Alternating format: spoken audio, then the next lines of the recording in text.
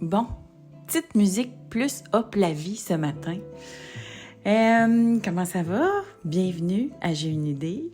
Mon nom est Jeannie Duquette, spécialiste du développement de la notoriété, des affaires et de la carrière, disons. Hein? Ce matin, ça va être ça. Je suis pas la seule qui a de la misère à définir en un mot ou deux ce que je fais dans la vie. Ceci dit, si on veut être connu, il faut être capable. Fait que là, je me forcerai un peu plus. Disons que je suis à l'aise dans l'ombre. Hein? Je suis vraiment à l'aise dans l'ombre ces jours-ci, donc j'entreprends pas une initiative d'optimisation de la notoriété, mais vous savez, la notoriété, c'est pas toi qui parles de toi, c'est les autres qui parlent de toi. Alors, si ça prend une demi-heure à expliquer t'es qui ou qu'est-ce que tu fais dans la vie, bien des chances que tu ne deviendras pas connu, parce que c'est trop long.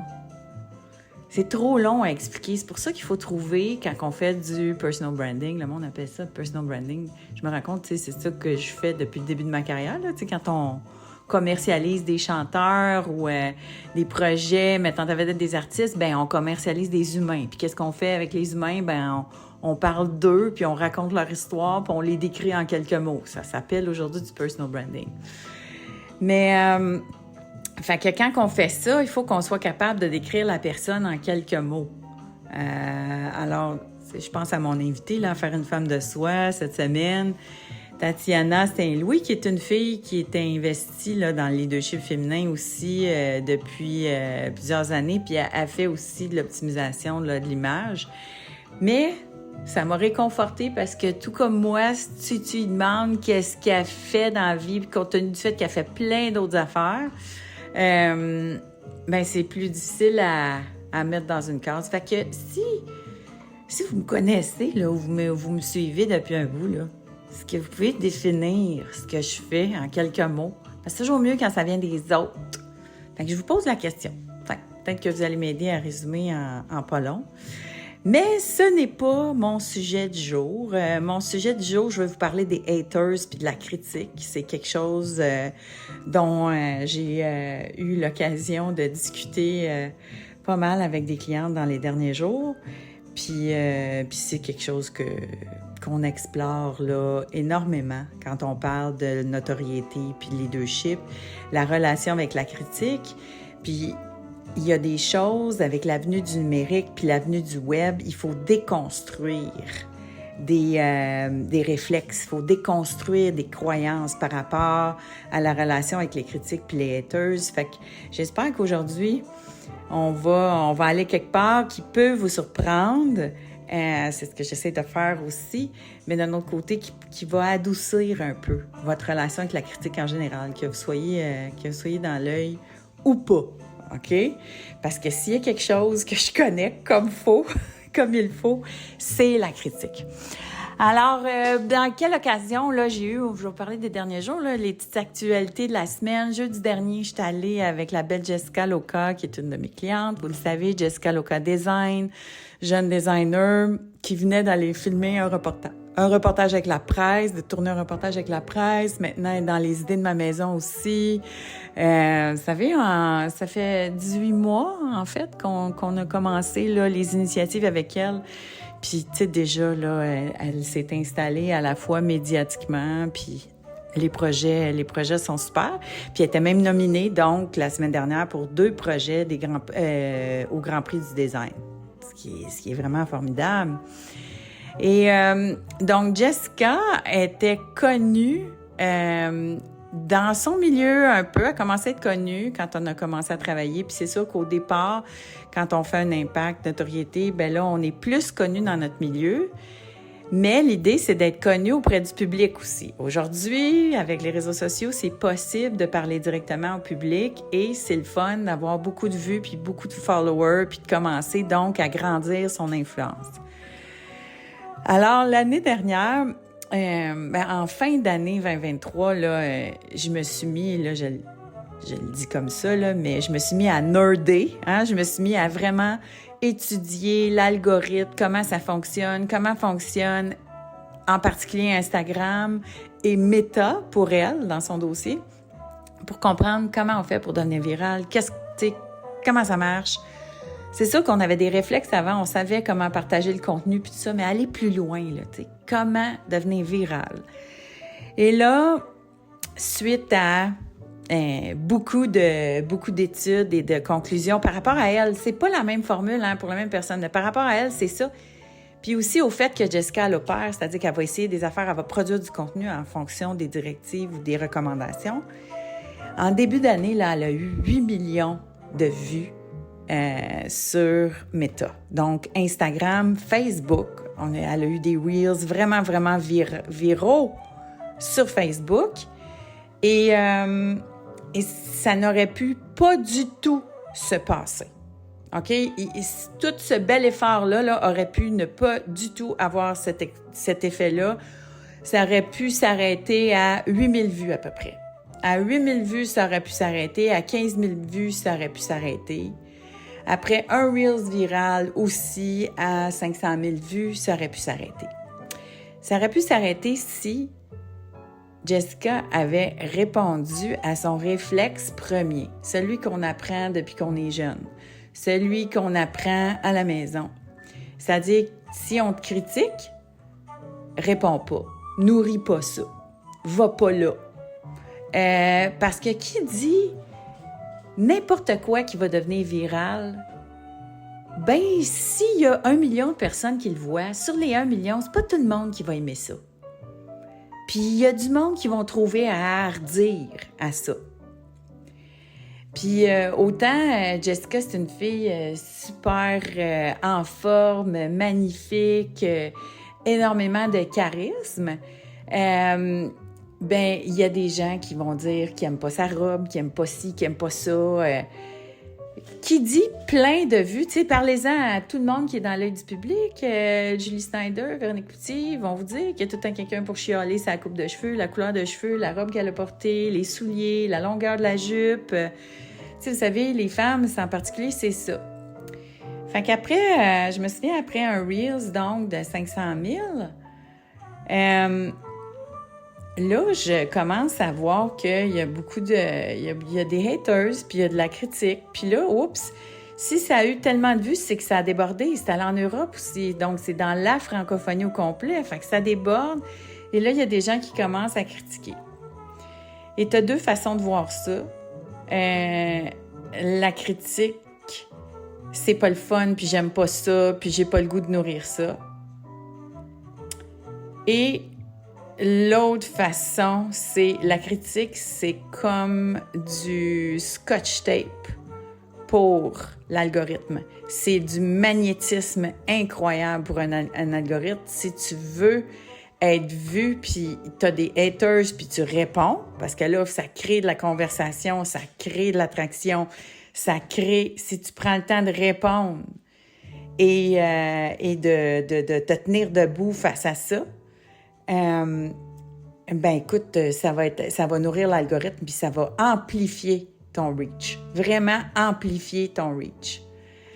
Alors, puis moi, c'était un moment charnière pour Jessica, puis tu sais, c'était un moment charnière dans ce cas-ci, mais ça l'a été à chaque fois avec les artistes avec lesquels j'ai travaillé. C'est qu'à partir du moment où il y a une première critique négative, où il y a une première personne qui commence à dire « Ah, ça, j'aime pas ça », c'est que là, tu vas voir si la personne est faite pour être dans la lumière ou si ça ne l'est pas. Ou si la personne est faite pour être un leader ou si ça ne l'est pas. Parce que, savez-vous quoi? C'est pas la critique qui importe. C'est comment tu vas réagir à la critique.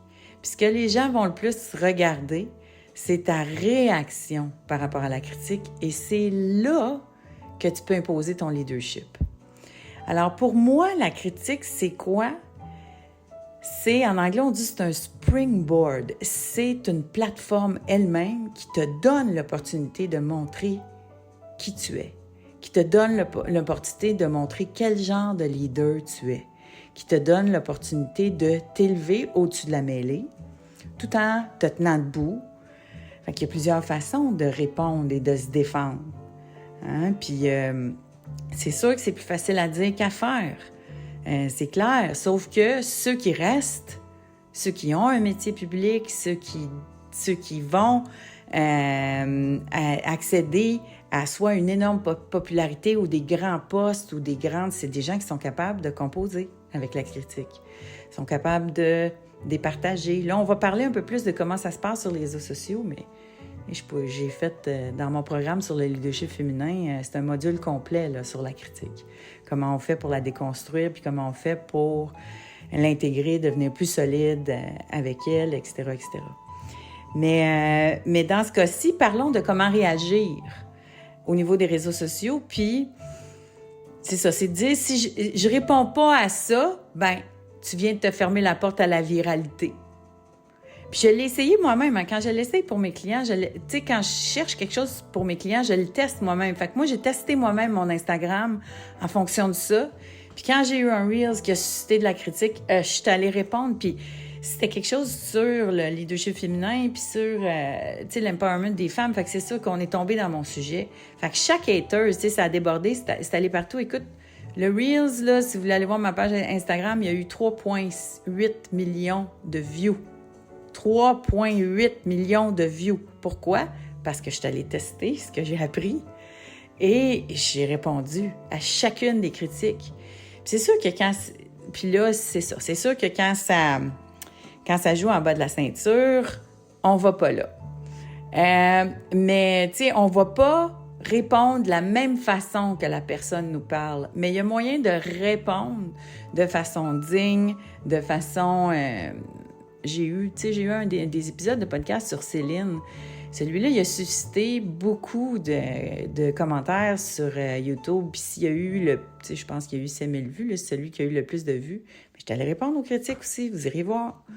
Tout est dans la manière, puis on est-tu capable de répondre, puis on est-tu capable de départager. Puis oui, c'est sûr que c'est plus difficile quand ça t'attaque personnellement, quand ça attaque de quoi t'as l'air, mais ça, tu peux le dire. Et tu peux dire, bon, voici des bons arguments. Tu sais, dans le cas de Jessica, par exemple, tu allais dire, bon, quels bons arguments, ça a beaucoup rapport au design si vous commentez mon apparence physique, tu sais, ou bien, tu sais, ça donne l'opportunité de montrer que tu as du caractère. Tu sais, pas Jessica, elle gère des chantiers, elle est capable de dire non, elle a beaucoup d'autodétermination. Mais quelqu'un qui va aller faire des critiques sur sa plateforme, ça lui donne l'opportunité de montrer quel genre de leader elle est. Alors, c'était bon pour elle. Puis c'est sûr qu'elle n'aurait pas eu 8 millions de vues s'il n'y avait pas eu ces conversations-là dans ses Reels. Puis là, c'est sûr que ça devient un petit peu plus difficile à partir du moment où là, il y a, tu sais, oui, il y a des haters, il y a des gens qui, tu sais, tu le vois très bien, là, tu sais, un des trucs, c'est, vous le verrez dans votre vie, quelqu'un qui critique, souvent, il ne parle pas de vous, il parle de lui. Ou il parle d'elle. C'est la première affaire qu'il faut se dire, tu sais. La critique, quand quelqu'un est déclenché, c'est un trigger, hein. Tu sais, quand quelqu'un prend le temps d'aller écrire des vacheries en arrière de son écran, c'est parce qu'il a été déclenché. C'est venu le chercher quelque part. C'est venu le chercher quelque part, ou la chercher quelque part en elle. Puis je me souviens, tu sais, il y a quelqu'un qui avait déjà critiqué le fait que tu sais, j'ai pas peur d'avoir de la lumière ou d'aller chercher de la lumière sur les réseaux sociaux quand c'est ça que je veux. Puis tu sais, c'est de dire, ouais, mais là, tu te montres, ou bien tu te penses fraîche, puis ou bien... tu sais, j'ai eu des commentaires borderline de ça. Puis je me souviens, tu sais, c'est une fille extraordinaire. Ce que j'y avais dit, c'est où, toi, que tu te donnes pas le droit d'avoir de la lumière? C'est où, toi, que tu te donnes pas le droit d'aller chercher la reconnaissance que tu mérites? Parce que ce qui te déclenche dans ce que je fais, c'est ça.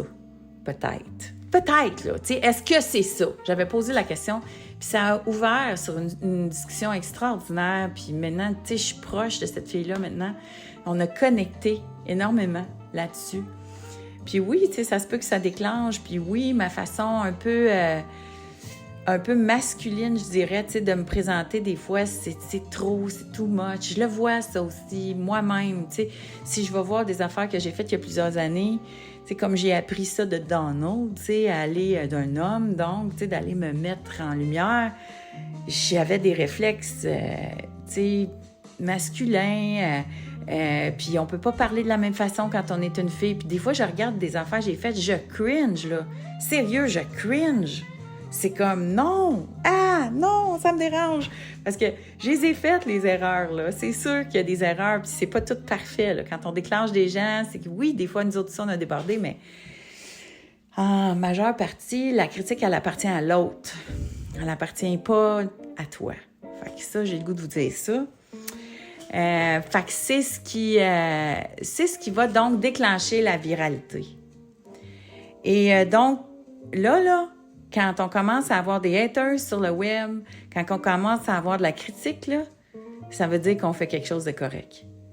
Puis c'est la réaction des personnes à la critique envers eux qui me démontre s'ils ont ce qu'il faut pour faire un métier public ou pas. Puis ça se peut qu'il y a des gens qui n'aiment pas ça, qui n'aiment pas ça être remis en question, qui n'aiment pas ça être remis en question en public, qui n'aiment pas ça répondre en public, qui n'aiment pas ça, qui ne voient pas ça comme ça les bouleverse trop, ça les change trop. Bien, moi, j'ai un énorme respect pour ceux qui choisissent de ne pas le faire, mais à ce moment-là, ne choisissez pas de carrière publique.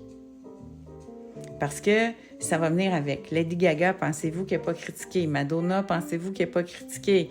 Je veux dire, il n'y a rien de pire que laisser les gens indifférents.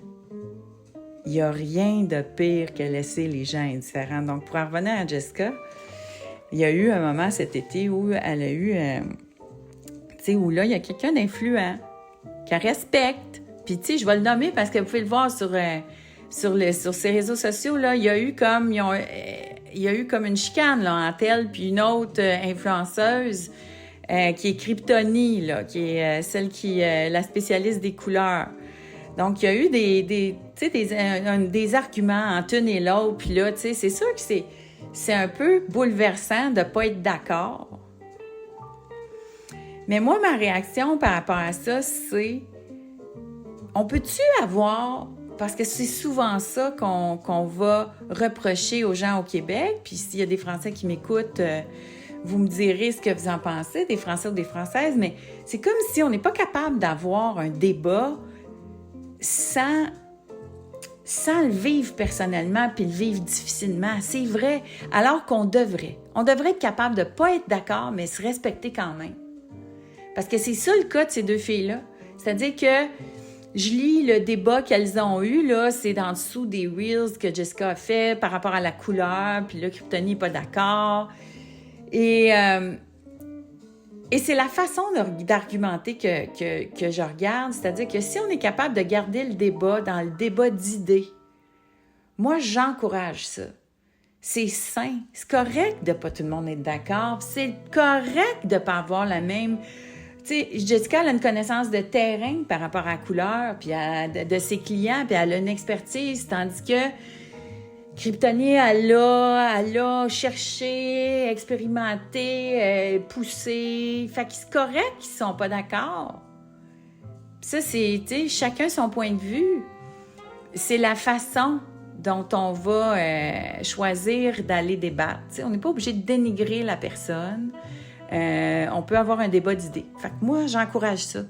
Puis pourquoi pas? Puis c'est quoi? De loin, moi, je regarde ça puis je me dis, c'est bon pour les deux.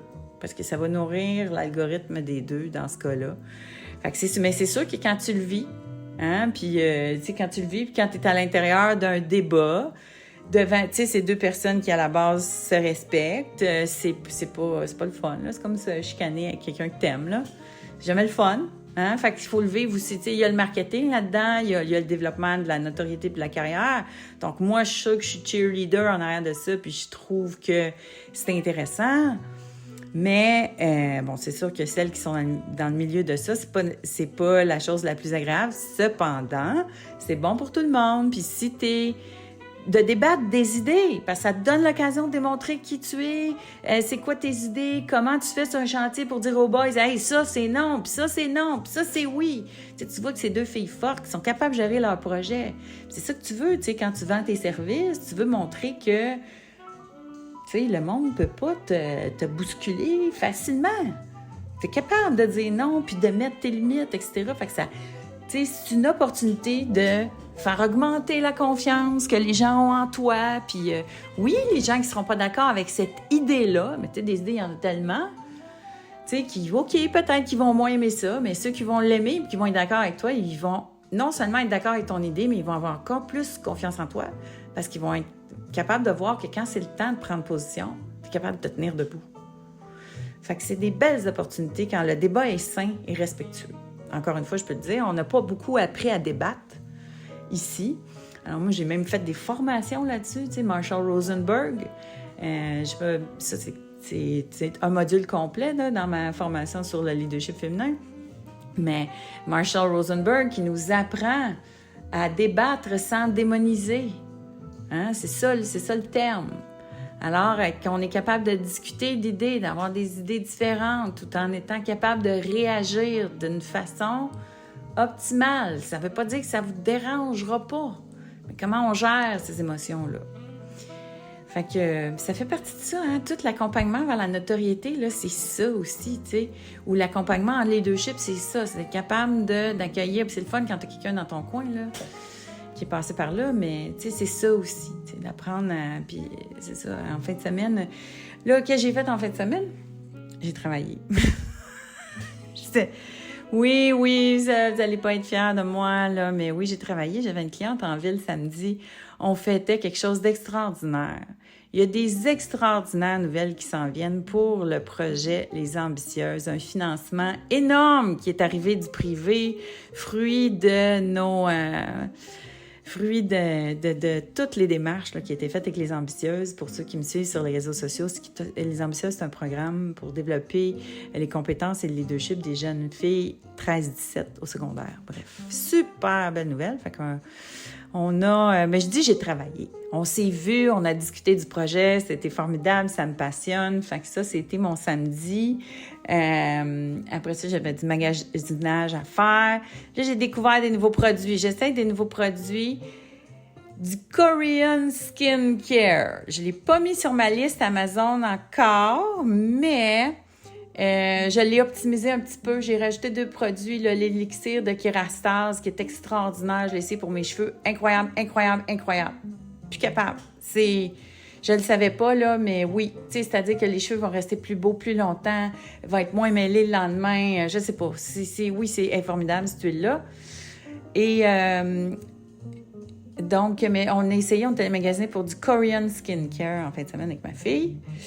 Fait qu'on a fait ça. Et dimanche, qu'est-ce que j'avais? Je suis sur un conseil d'administration. Fait que j'avais plusieurs choses à faire pour le conseil d'administration sur lequel je suis. C'est ça. Fait que c'était mon dimanche. Puis j'ai pris ça relax aussi un peu. J'ai lu. J'ai écrit quelques courriels. Et là, c'est ça. Fait que j'ai préparé ma semaine. Donc voilà. Fait qu'aujourd'hui, je voulais vous parler de haters. Ah oui, dernière affaire, c'est que, petite parenthèse, c'est un peu décousu. Des fois, je suis un peu décousue, mais il y a des matins où je suis plus TDAH que d'autres. Pardonnez-moi. Non, une dernière chose que je voulais vous dire par rapport aux haters, c'est une série que j'ai écoutée. Bon, j'ai écouté une autre série sur Netflix. J'ai écouté la série de Influencer. Vous n'êtes pas obligé de l'écouter au complet. C'est pas pour tout le monde. C'est une série coréenne sous-titrée. Fait que, tu sais, déjà, là, c'est pas toujours agréable. C'est pas tout le monde qui aime ça. Mais tu sais, moi, je l'ai écouté clairement parce que je voulais qu'on... Tu sais, je suis en train d'apprendre chaque plateforme. Donc, j'ai déjà fait Meta. Ensuite, je me suis penchée. J'ai fait du YouTube cet été. J'ai fait du TikTok aussi. Là, je suis à fond dans LinkedIn. C'est-à-dire que je connaissais déjà LinkedIn, mais là, je pousse mes connaissances là-dessus. Puis là, je suis allée voir ce concours d'influenceurs-là où il y a des influenceurs de plusieurs plateformes, mais je vous dirais que c'était TikTok et YouTube en majorité, quelques Instagrammeurs. Mais c'est de voir c'est qui les plus influents à la base. Puis je vous dirais que maintenant, là, tu sais, avant, on nous disait tous ceux qui voulaient se faire connaître en ligne ou qui voulaient vendre des produits en ligne ou tout ça, c'était d'être présent sur toutes les plateformes. Puis je vous dirais que c'est plus ça, là. Maintenant, c'est d'être bien présent sur une seule. Puis devenir un des meilleurs sur une plutôt qu'être moyen sur toutes les plateformes. Fait que c'est une des réflexions qui m'est venue en regardant cette série-là. Donc, un concours d'influenceurs, puis on les met dans différentes situations pour voir lequel va avoir le plus d'influence, lequel a le plus de talent pour être un influenceur. C'est des gens qui arrivent avec je pense qu'ils ont entre 250 000 et 27 millions de followers. Et donc, si tu es capable de construire autant de followers, c'est que tu as quand même de l'attraction, puis tu as de l'influence. Puis là, je vais juste vous raconter le premier exercice qu'ils font. Fait que je vous spoil pas toute la série, mais je vous raconte le premier exercice qu'ils font parce que c'est pertinent pour notre sujet du jour. C'est que le premier exercice, c'est qu'ils disent, ils sont 75 dans une salle, puis ils leur disent, on vous donne 15 likes, puis 15 dislikes. Et là, vous allez distribuer ça entre vous.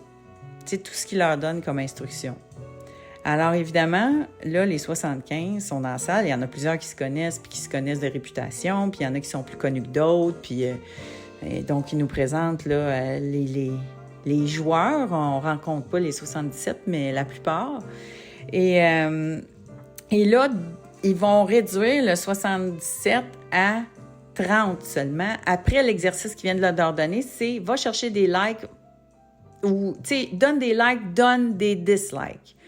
Et là, fait que tout le monde se dit, bon, ben là, ça prend des likes. Et là, il y en a qui se mettent ensemble, qui disent, OK, on s'échange des likes.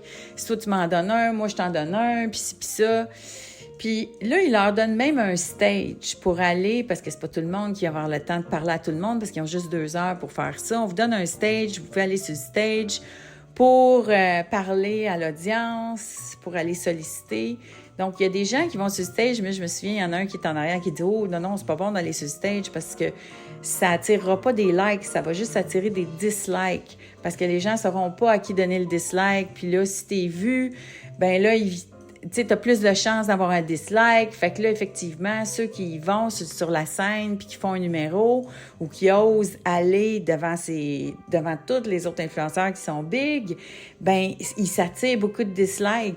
Alors là, il y en a qui se rendent compte de ça, fait que là, ils vont plus sur le stage.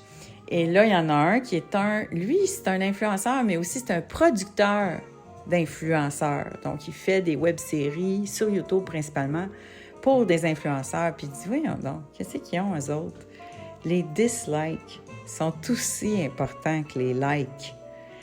Alors, lui, il dit c'est très important d'avoir des dislikes parce qu'à la fin de la journée, c'est clair que ça va compter autant que les likes. Quand on connaît les réseaux sociaux puis qu'on connaît l'importance de se démarquer, de se faire remarquer, les dislikes, quand quelqu'un prend le temps d'aller te mettre un dislike, c'est parce que tu es venu le chercher. La pire affaire qui peut arriver, c'est que tu laisses tout le monde indifférent sur le web. Tu ne pourras jamais grossir ta notoriété, ta page, ta réputation. Et si je pense que c'est en train de devenir le plus important épisode que j'ai fait de J'ai une idée, là, ça, là. Parce que c'est pas l'information qui est importante, là, c'est la posture après qu'il faut développer pour être capable de l'encaisser, mais l'information est importante, là. Fait que là, évidemment, lui, il s'en va sur la scène puis il insulte plein de monde, il insulte la plus grosse star dans la salle. Évidemment, là, ça choque plein de monde, il se ramasse plein de dislikes. Puis qu'est-ce que vous pensez qui arrive à la fin? Quand ils vont nommer les 30 qui vont rester pour la suite de l'aventure, ils comptabilisent les dislikes. C'est ceux qui ont eu rien, aucun like, aucun dislike, qui vont quitter l'aventure. Alors, ceux qui ont eu tous ceux qui se sont échangés des likes ont le même nombre de likes. Alors, c'est qui se démarque? C'est ceux qui ont eu les dislikes. Puis ceux qui n'ont pas eu peur d'aller chercher. Et c'est eux autres qui vont poursuivre l'aventure. Et très souvent, c'est ça, c'est aussi ceux qui étaient le plus connus. Donc, ceux qui avaient 27 millions de followers ou tout ça, ils se sont fait remarquer parce qu'ils sont super populaires. Alors, les gens leur envoyaient des dislikes parce qu'ils les craignaient dans l'aventure. Alors, l'envie fait aussi que tu vas aller chercher des critiques puis des dislikes. Des fois, c'est pas qu'ils n'aiment pas ce que tu fais, c'est qu'ils envient ce que tu fais. Fait qu'ils vont aller... Fait comprenez-vous, des dislikes, là, des critiques, là, c'est aussi de l'envie. Tu Tu sais, tous ceux qui avaient le plus, là, les TikTokers se sont fait attaquer, là, se sont fait envoyer des dislikes, même pas parce qu'ils ont fait quelque chose pour l'obtenir, mais c'est parce qu'il y avait 27 millions de followers, il y avait 20 millions de followers, puis là, le monde avait peur d'eux, ils disaient, ouais, eux autres, leurs followers vont les aider dans la compétition, fait qu'il faut les éliminer. Fait que voyez-vous, la relation avec les haters. Est-ce que les haters vont devenir vos meilleurs amis si vous décidez d'être sur le web? Est-ce que votre relation avec les haters va changer? Est-ce que c'est un game changer, ce qu'on vient de discuter ensemble? Je dis ensemble parce que je vous citais, j'ai vraiment l'impression qu'on est en dialogue, là. J'ai hâte de vous lire suite à cet épisode-ci. Alors, je vous remercie d'avoir été présent avec moi pour cet épisode de J'ai une idée. Je vais vous mettre, parce que je vous en ai parlé pas mal, je vais mettre le lien pour mon programme sur le leadership féminin à la suite du descriptif de l'épisode aujourd'hui. Je vais aussi vous mettre la page sur la puissance d'une histoire. Quand on ose se montrer, quand on ose aller se raconter, on va avoir aussi peut-être des critiques. On a souvent peur de ça. Mais maintenant que vous voyez ça comme quelque chose qui va vous aider à déployer votre influence, on y va, on est game. Puis pour celles qui sont game de faire le programme sur raconter son histoire, donc le mini-programme, le programme accéléré, vous pouvez avoir 2 séances avec moi. Ce que je fais jamais, là, mon prix d'entrée d'habitude, c'est un minimum, là, c'est quand même assez élevé. Puis j'ai juste un prix d'entrée normalement, mais celles qui choisissent de faire ce programme-là, j'offre parfois des séances. Fait que dépêchez-vous, il m'en reste. Là, d'ici décembre, il m'en reste. J'en ai quelques-unes par mois, puis il m'en reste. Fait que je vous embrasse tout le monde. Bonne fin de journée et puis on se revoit la semaine prochaine.